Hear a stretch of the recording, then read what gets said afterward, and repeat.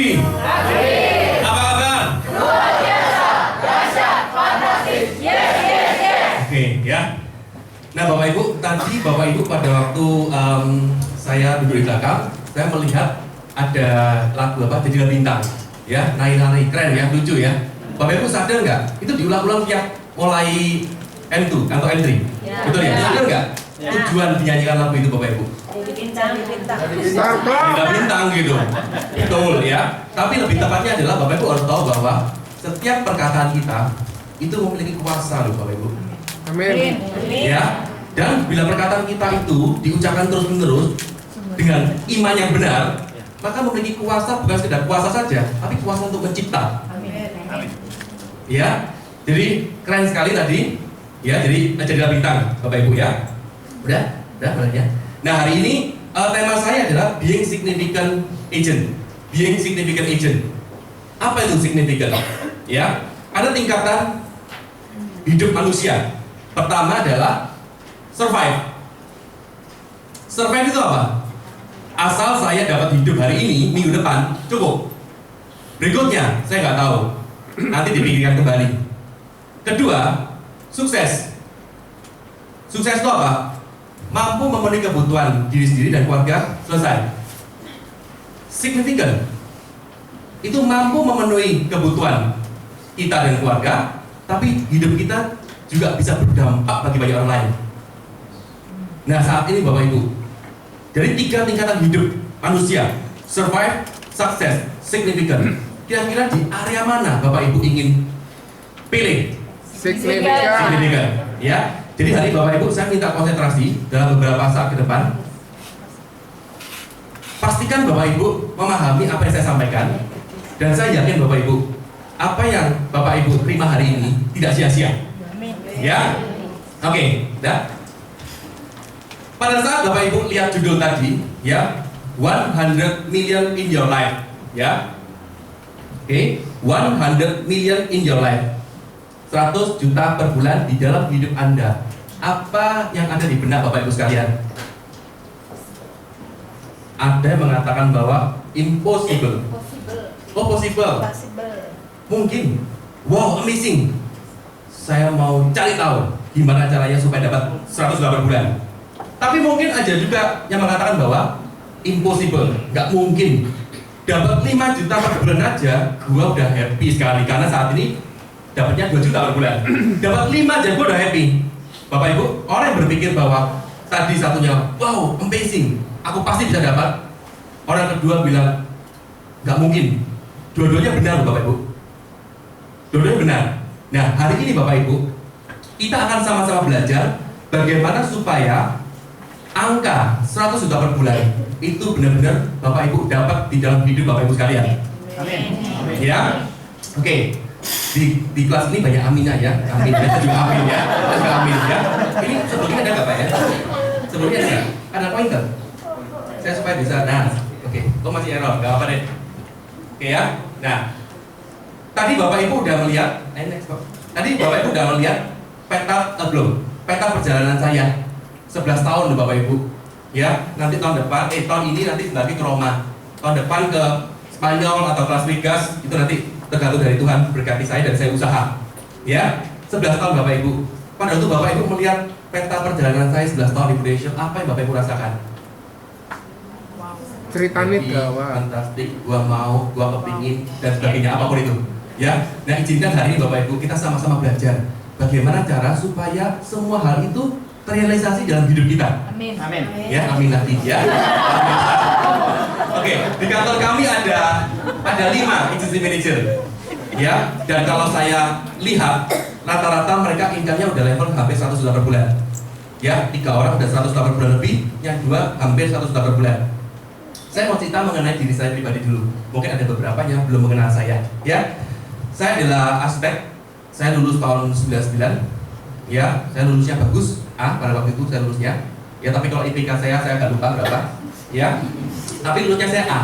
Karena saya sengaja buat desain itu aneh. Judulnya Bali Diving Offshore Club Hotel.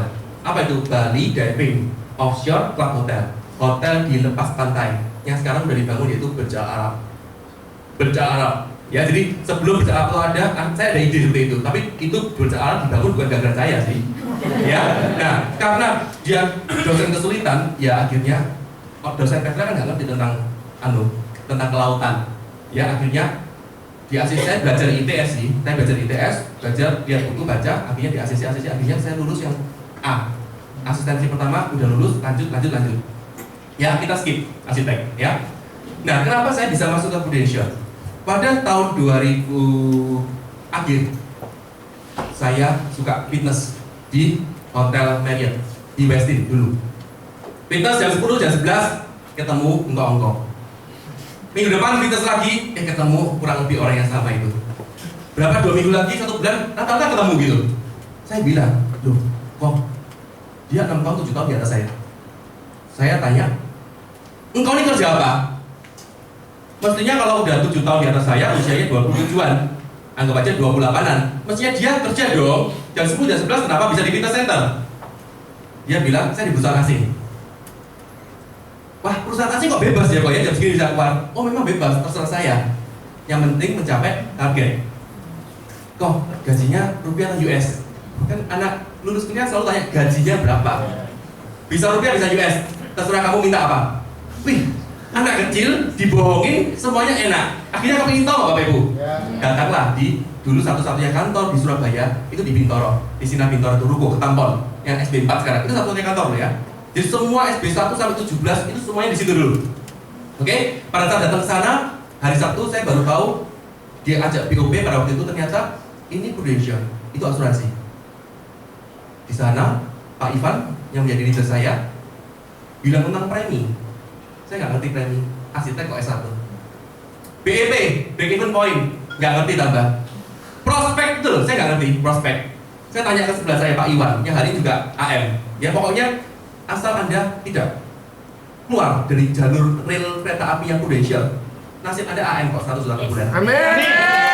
Ya, saya tanya Pak Iwan, prospek itu apa? Prospek itu ketemu nasabah nawar-nawar itu loh. Oh itu prospek. Ya. Jadi benar-benar dalam hal keuangan atau financial atau asuransi saya ini bodoh luar biasa. Tapi hari Bapak Ibu ternyata hanya ikuti sistem aja, nasibnya Bapak Ibu lihat 11 tahun seperti yang di layar di depan itu. Dan saya yakin Bapak Ibu juga bisa mengalami bersama kami. Amin. Ya, kalinya kembali. Oke Bapak Ibu ya. Nah sekarang, supaya Bapak Ibu semua itu dapat mengalami, kita akan mulai dari satu yang paling penting ini. Coba diklik di gambarnya Pak. Lampu.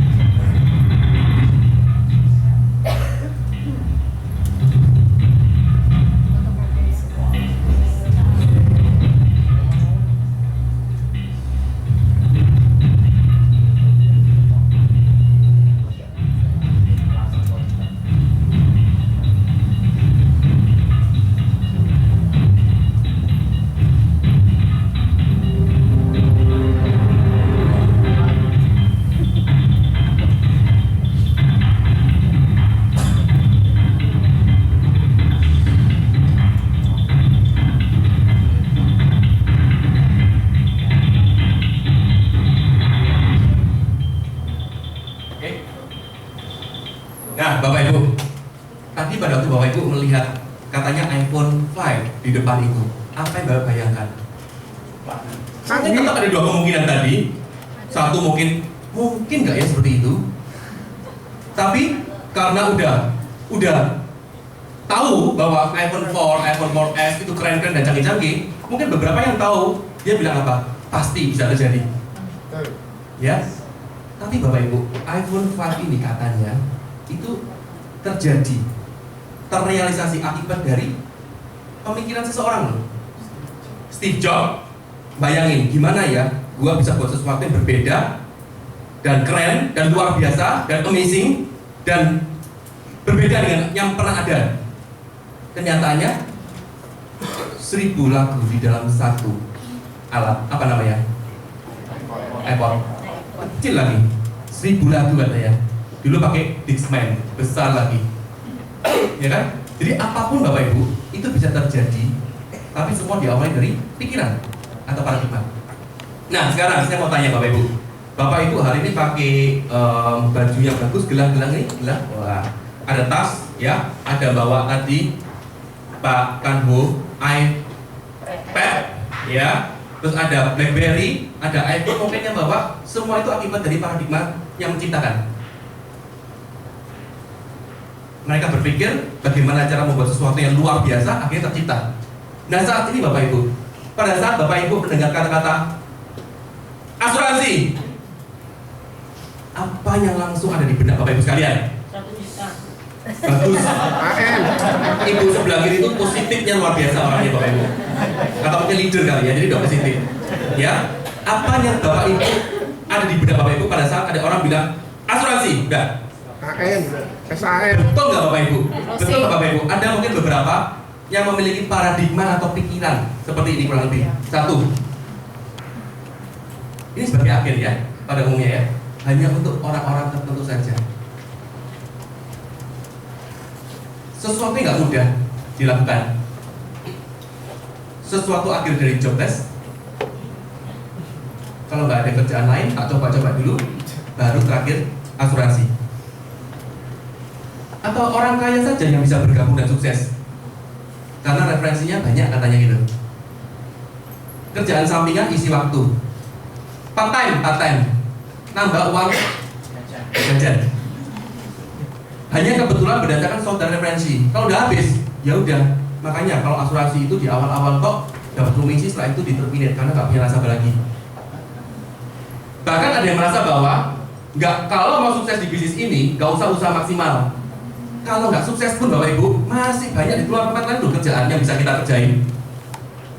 Coba Bapak Ibu, apakah masih ada paradigma yang seperti ini di benak kita ini semua? Nah, pada saat Bapak Ibu mendengar atau memiliki paradigma yang kurang benar, kurang tepat, itu salah nggak? Salah nggak? Enggak. Kenapa? Karena misalnya ibu ini usia 30 tahun. Misalnya dia punya paradigma bahwa asuransi itu nggak mudah misalnya ya. Ibu ini 30 tahun. Nah ibu ini 30 tahun mendengar dari teman, dari lingkungan, dari guru, dari rumah, dari papa, dari mama, dari sekolah, dari semuanya bilang apa? Asuransi itu nggak mudah. Akhirnya apa? Menjadi suatu paradigma. Akhirnya apa? Dia meyakini bahwa asuransi nggak mudah. Nah dia salah nggak? Nggak salah. Karena paradigma pengetahuannya salah, maka tentunya pengetahuan yang salah, paradigmanya akhirnya salah. Nah hari ini Bapak Ibu, saya ingin mengajak Bapak Ibu untuk menggeser paradigma. Bukan merubah paradigma ya. Paradigma nggak bisa dirubah. Kenapa? Loh 30 tahun loh. Dia tahu nih bahwa asuransi nggak mudah, akhir dari jobless untuk orang kaya, nggak mudah dijual. 30 tahun dia meyakini hal seperti itu. Nah hari ini Michael Alvin datang 1 jam langsung berubah semua. Nggak mungkin. Tapi yang bisa digeser, dikasih ruang, digeser. Oh iya ya benar ya, ternyata nggak salah, dibuktikan, digeser, akhirnya bisa berubah. Tapi butuh waktu dan butuh proses. Tergantung dari percepatan keyakinan Anda. Ya, jadi sebenarnya paradigma itu apa sih Bapak Ibu? Ini loh Bapak Ibu paradigma. Paradigma itu adalah sesuatu pengetahuan yang sudah ada sebelumnya. Dari mana? Dari lingkungan, keluarga, orang tua, kata orang yang sudah ada sebelumnya. Terus apa? Menjadi suatu budaya yang dilakukan terus-menerus. Akhirnya apa? Menjadi suatu pandangan atau pedoman yang dia ini. Jadi Bapak Ibu, kalau pengetahuannya salah, paradigmanya salah. Tapi hari ini Bapak Ibu, saya ingin menggeser paradigma Bapak Ibu supaya lebih benar. Ada 4 poin yang saya selalu bilang ke tim saya dan orang-orang di luar sana. 4 poin. 1, bahwa 2000 orang tiap tahun dipromosi oleh Prudential. Dipromosi loh Bapak Ibu. Coba tanya di teman-teman Anda di perusahaan yang dikerjain saat ini, berapa orang dipromosi se-Indonesia dalam setahun? diturunin sih ya mungkin. Satu ya, berapa orang? 2.000 orang tiap tahun rata-rata. Bahkan yang terakhir kemarin yang dipromosi berapa? 2.697. 2.000 orang. Berapa tiap tahun yang diberangkatin ke luar negeri? 2.200. Di atas 2.000. Bahkan saya kurang tahu tepatnya, ada yang bilang 2.800 yang ke Roma nanti.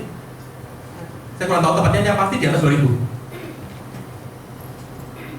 Berapa yang income yang 1 juta per bulan? Lebih dari 1.000 orang loh di Indonesia. Dan keempat, Bapak Ibu pernah mempelajari neraca keuangan Prudential yang tahun lalu? Ya. Berapa? 2,3 triliun Prudential. Teman kita yang ranking 2, coba dicek. Yang ranking 2 loh ya. Coba dicek, itu 400 miliar. Dan yang ranking 3, coba dicek, itu hanya 270 miliar. Setelah itu turun ke bawah semua. Kita 2.300 miliar. Jadi kekuatan keuangan kita, ranking 1 dengan ranking 2 itu langsung turun 6 kali lipat ke bawah. Yang ranking 2 dan ranking 3 itu lebih kecil-kecil lagi. Nah Bapak Ibu coba perhatikan, kalau ada sesuatu yang berbedanya secara drastis, itu patut dipertanyakan. Ada apa sih dengan perusahaan ini, Prudential?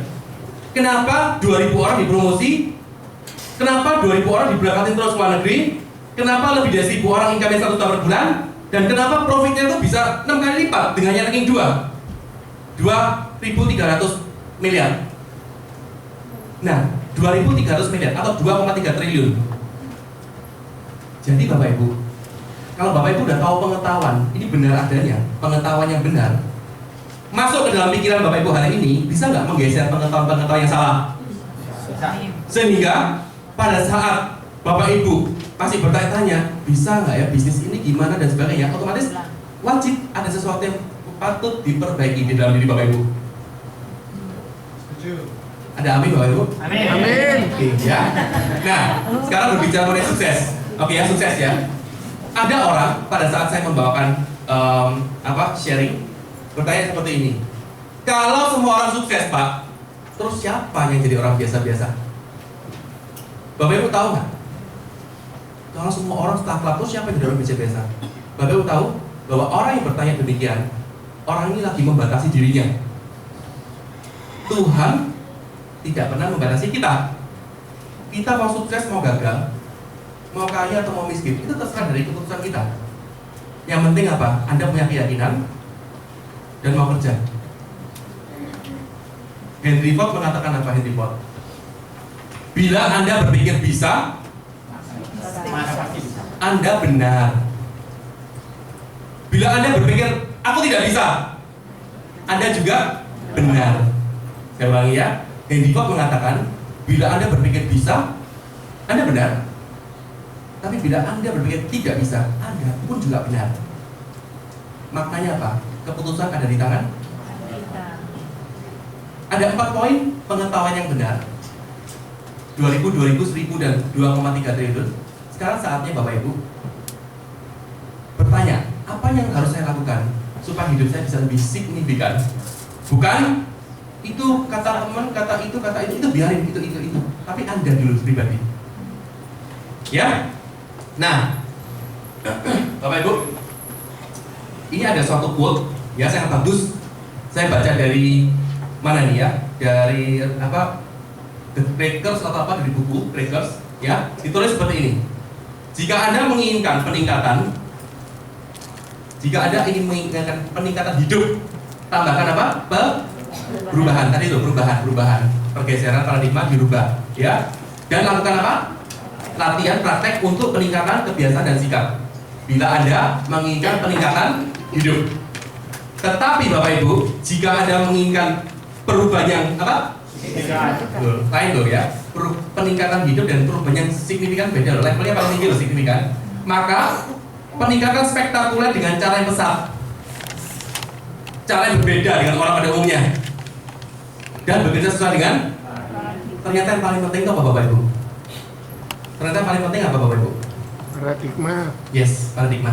Ya, jadi Bapak Ibu boleh kerja keras di Indonesia, tapi paradigma salah, hasilnya pun tidak akan maksimal. Oke? Rangkumannya seperti ini. Being significant, bila Anda ingin signifikan, mampu memberkati diri sendiri, keluarga, dan mampu menjadi dampak bagi orang lain, maka quantum improvement. Apa quantum itu? Kecepatan cahaya. Kecepatan. Jadi Anda harus kecepatan, mengembangkan diri dengan kecepatan dan bekerja dengan paradigma. Nanti akan saya bahas lebih tajam lagi mengenai gimana ya caranya supaya saya nyaman dengan paradigma yang benar. Oke, ya. Nah, itulah kekuatan paradigma, bukan sekedar memperbaharui dan memperbaiki, tapi juga meningkatkan dan menemukan sesuatu yang baru. Ternyata paradigma pun memiliki kemampuan untuk mencipta. Paradigmanya apa? Thomas Alva Edison, paradigmanya mencipta lampu 9.999 kali. Kalau nggak bisa gimana? Aku akan mencoba yang 10.000 kali. Itu paradigma Bapak Ibu. Paradigma benar, hasilnya benar. Bapak Ibu, paradigma itu akan mempengaruhi apa nih Bapak Ibu? Pikiran. Pikiran akan mempengaruhi tindakan. Tindakan akan mempengaruhi hasil akan mempengaruhi masa. Jadi kesimpulannya adalah paradigma benar, masa depan. Paradigma salah, nggak mau digeser, nggak izinkan dirinya digeser, masa depannya juga salah. Ya, semua bekerja dengan paradigma. Ya, oke ya. Nah sekarang saya mau bicara mengenai ini kuat ini Bapak Ibu. Nanti Bapak Ibu ini bisa sampaikan ke tim Anda atau ke siapapun. Ya, saya pakai ini terus menerus dan ternyata memiliki sesuatu yang berbeda yang diterima oleh orang di luar sana. Starbucks tahu Bapak Ibu semua? Tahu. Yang dijual apa Pak Starbucks? Kopi.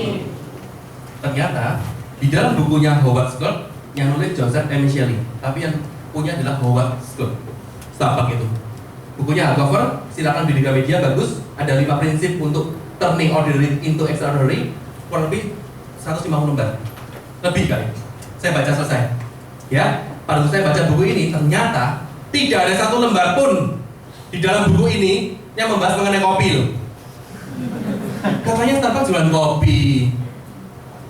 Nggak ada satu pun yang dibahas mengenai kopi. Serius, coba dibaca.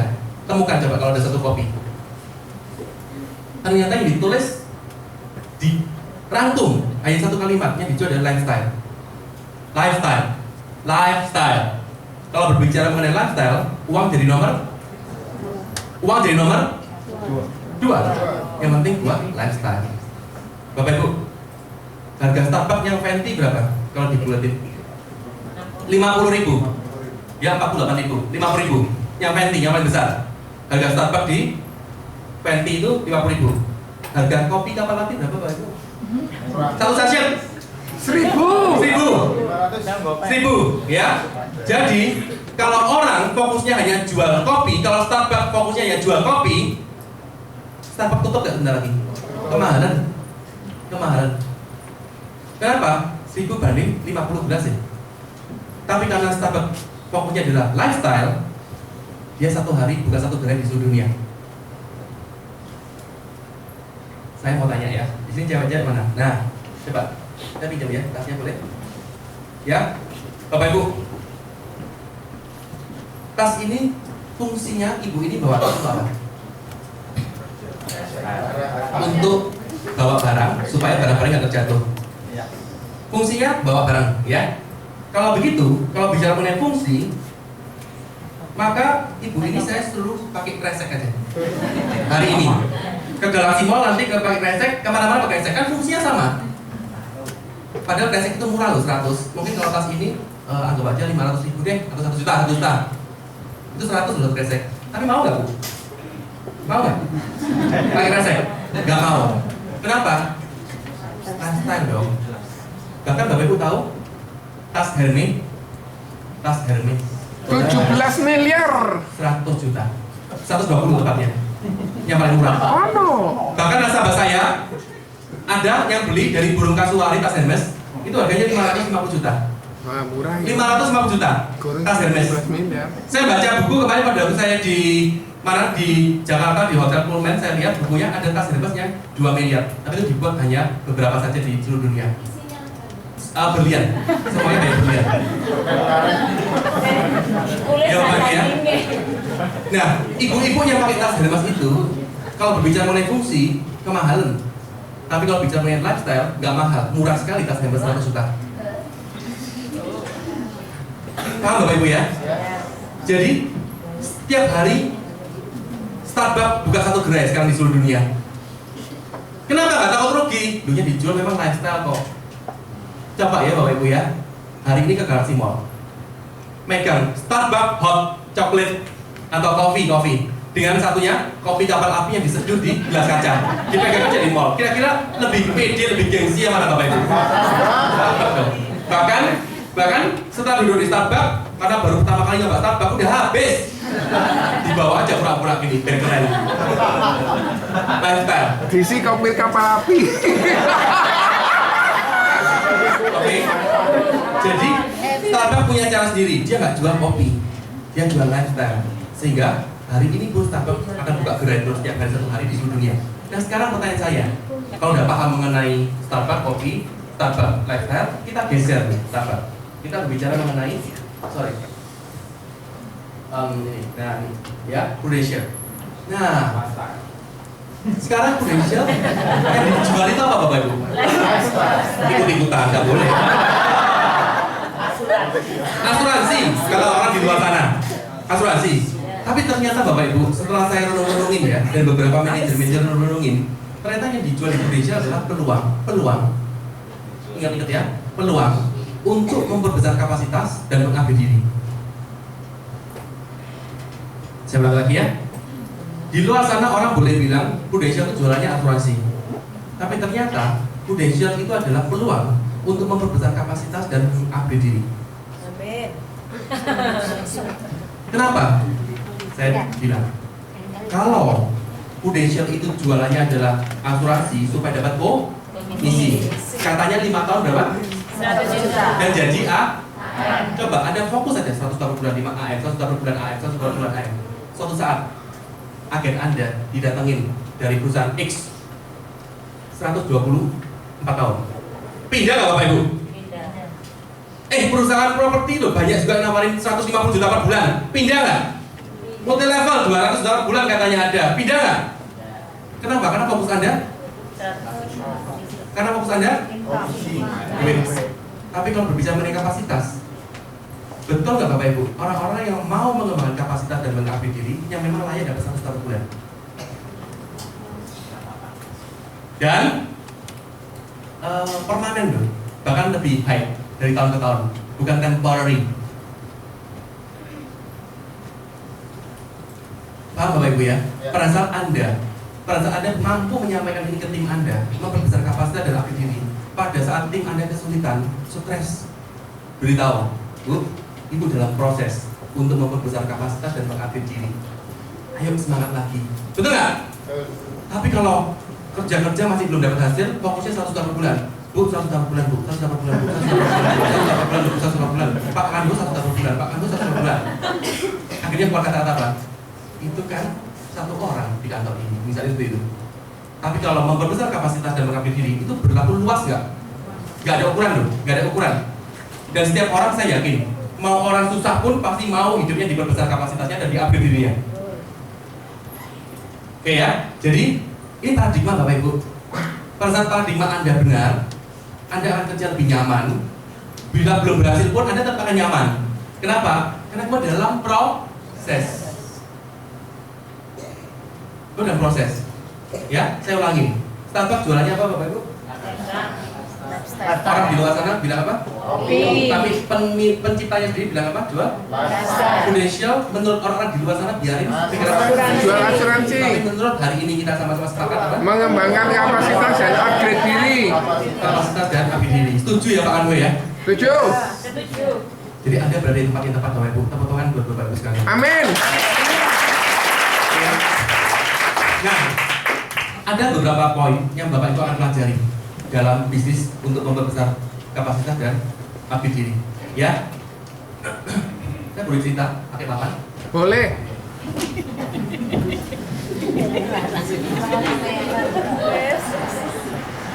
Ini di stop dulu boleh? Ya oke. Ya nggak usah stop gini aja nanti.